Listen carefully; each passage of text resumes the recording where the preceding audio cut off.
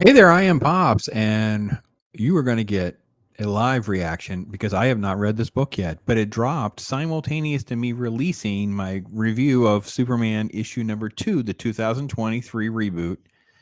Josh Williamson has done a great job, got me interested, and issue three dropped. So I was behind. I was like, oh, well, let me check this out. So I'm like, well, wait a minute. I have time to go through the whole thing, download some images, put together a little thing, put together let's just go through my live reaction of what we're going to see. I don't know.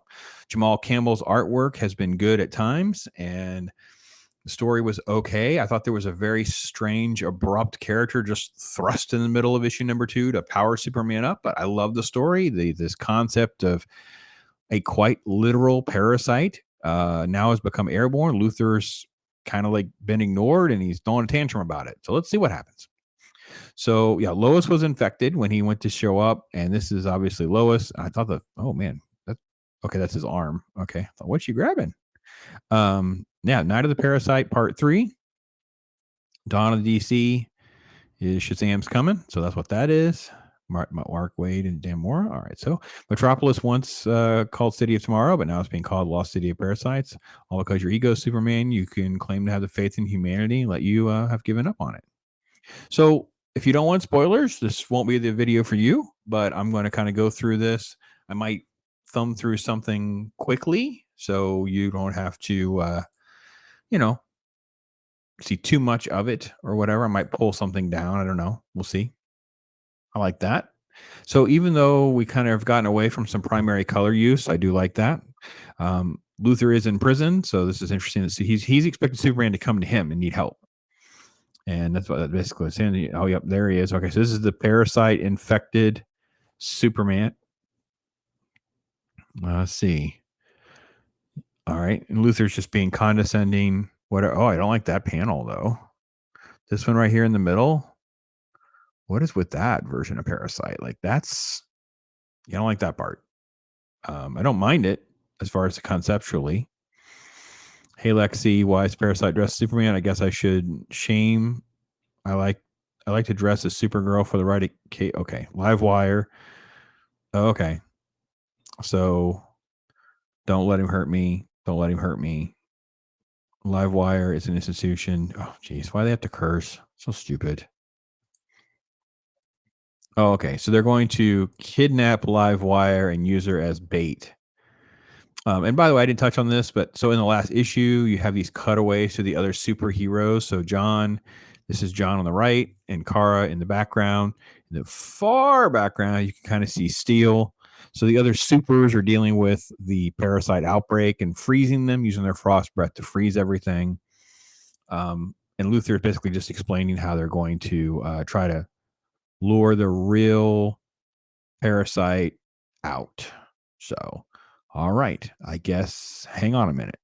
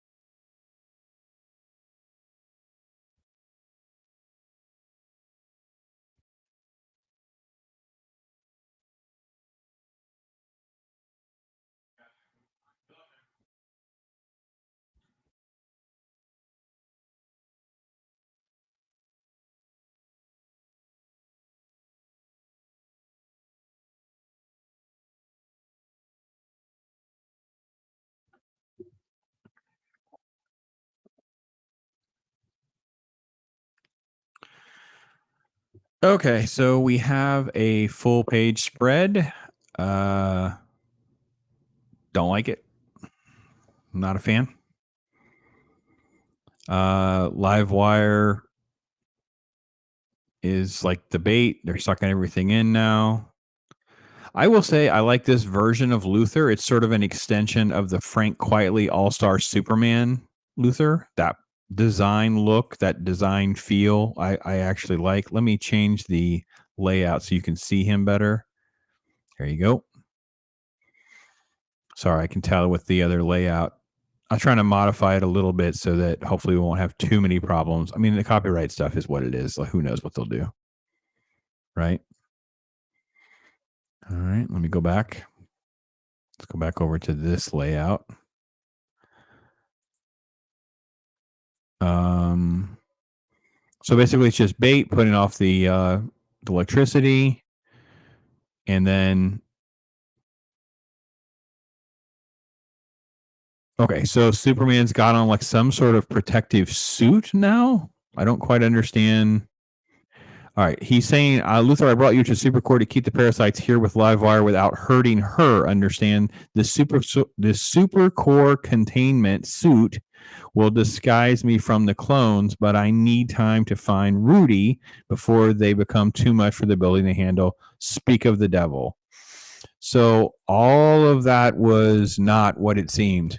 Like that's the big twist part. Like what we saw a minute ago wasn't really Superman. And it's like, okay, so it's like a suit and it's like a disguise to make it look like Parasite so he won't actually get attacked. Okay. Okay. Fair enough.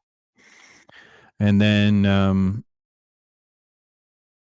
okay, well, that's just terrible. Okay, so the dialogue, I assume this is Rudy. This is the main, we're going to call main Parasite the real Parasite Prime, but it's Rudy, right? He says, I'm so hungry. All the damn mouths to feed are eating me out of house and home. Please, Superman. Like, seriously? Like, that's just horrible dialogue, Rudy.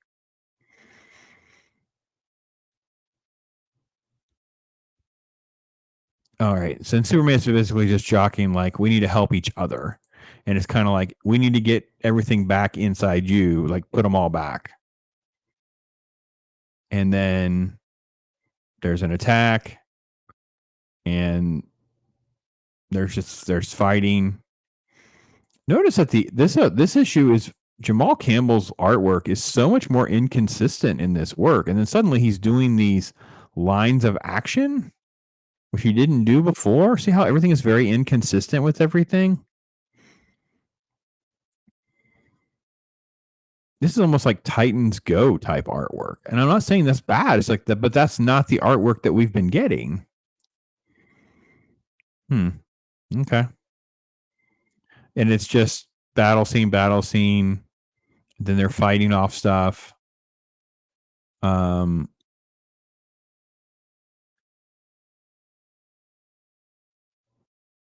and then it's just parasite stuff, and then live wires sort of like they're kind of coming for her as well. Luther's there. Oh, the dialogue is terrible. And Superman's line here is you shouldn't talk with your mouth full, Rudy. And now he's becoming like a glutton. He's like, I guess he's just consuming them. Like he's eating them to get the power. Like, so he's just going to explode. Okay, so then Luther has some sort of device, of course. Like, see, I hate this. I hate the contrived nature of writing sometimes where we don't see Luther working on the device. He just has them. And it's kind of like, well, did I miss that in the story? I mean, I'm not going to go back to issue number one. Like, this is where when you have the graphic novel, at least there is some benefit because now you can just flip back and see, was he working on this in the earlier scene and I just missed it? But I hate the fact that if it's not, it's just like these contrived things that just happen. Oh, it's just, I don't know. All right. And then there's just sort of like the aftermath stuff and with Jimmy and Lois. Oh, geez. I don't like this version of Clark. It's like, did I get locked in the bathroom? Come on. I thought that was all. I thought this was stuff that we were past. And this, I mean, there was some really good stuff in issue one where like setting up the Superman lore for sort of like the reboot of what the Superman is and how it all fits together. And then it just, I don't know. Okay. And then it's like Lex thinks you can actually trust him with his work at this super core. What if he wants you to say no? That's part of the plan. What if he says yeah, you say yes, that's part of the plan. And it's all just, and she does call him Smallville and some of that kind of stuff. And there's like at times it's done pretty well. Oh, I hated this so much. Okay, so this was by far the worst element in the last book was what she's talking about because out of the blue, and Superman just needs to be powered up. He's like running out of juice, and out of the blue, quote, this whole spirit of Metropolis thing you were telling me about. It's like, oh gosh, you guys are so heavy handed with your introduction of this character that you're so proud of. This, you know, Moon Knight meets Jonah Hex race swapped character, Marilyn Moonlight. Oh, and the editorial note is so cringy. You are so pathetic. What is wrong with you people? I don't know how to make that bigger. That little editorial box says, quote, we saw the daring debut of Marilyn Moonlight last issue. Really? Really, PK?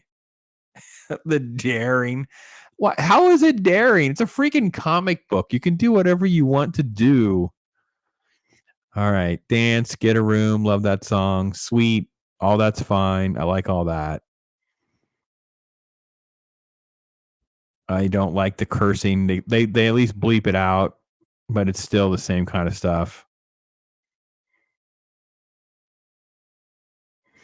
Yeah, this is just confrontational stuff before we get on to uh let's see. So Superman is basically calling Luthor out on his role of it all and the fact that he didn't escape. He's like, I want to help you. I changed you, Parasite. You're a terrible person from my past. If you want to stop them from turning our city into a deadly experiment, you're going to need help.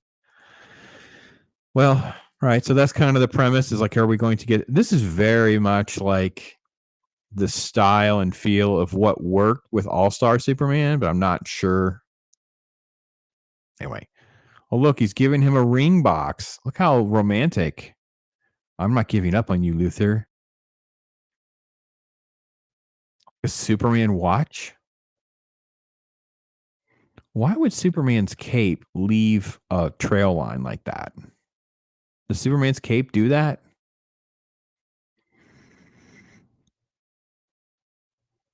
All right. And then they're at Super Court, and that's where we leave off. Why are we doing variant covers? This is 1 in 25 variant covers, 1 in 50, 1 in 100. Oh, Paul Kaminsky is the editor. Okay, so now we have like the backstory of actually like what the villain actually is. So if you didn't get Dr. Farm and stuff before, now we're going to get it. So you were right. After experimenting on parasites, Superman went to Lex, which will eventually lead the Boy Scout to us, exactly as we hope, Dr. Farm. Revenge belongs to all who've been wronged by Lex Luthor. So this is that like core of genius scientists. Look at them spying on him. This sort of like strange thing. They have look at this. They've taken off Bizarro's head and have it in a jar, like Futurama style. And now they're going to go after this is the next issue. So I married a supervillain. And then they're promoting the Dawn of DC with all their different issues. They're going to be rebooting Shazam, Green Lantern, Spirit World, Brave and Bold, Cyborg, Titans. So I guess we're going through Rebirth again. So it lasted for 6 to 7 years. And this is what we're going to get. We're getting the new versions of everything now. This month, we also have the new version of Unstoppable Doom Patrol. So maybe I'll read that. Gray over at Wakazashi says the problem with Action Comics is that like they put these like the little backstories in, these little secondary stories, and they're terrible. And I'm like, I already hate those existing, so it's going to get terrible for me. Penguin, Hawk Girl, Green Arrow. Yeah. Okay. So that's kind of the general gist. Hmm. Not impressed. Very disappointed. It's a 3-story arc with a little bit of continuation with the Dr. Farm stuff and the severed Bizarro and all of that. It's, I've read worse, right? Let's be honest, right? Tom Taylor's done worse. But yeah, not good either. So anyway, that's my take on it. Superman 3. Tell me what you guys think. I do not have Superman intros and outros. Somebody messaged me and I'm like, no, I don't. I'm a Batman guy. We've been over this. I own 50% of everything I've ever had was Batman. And then this 50% is everything else divided up. What I've had of Superman, I can fit.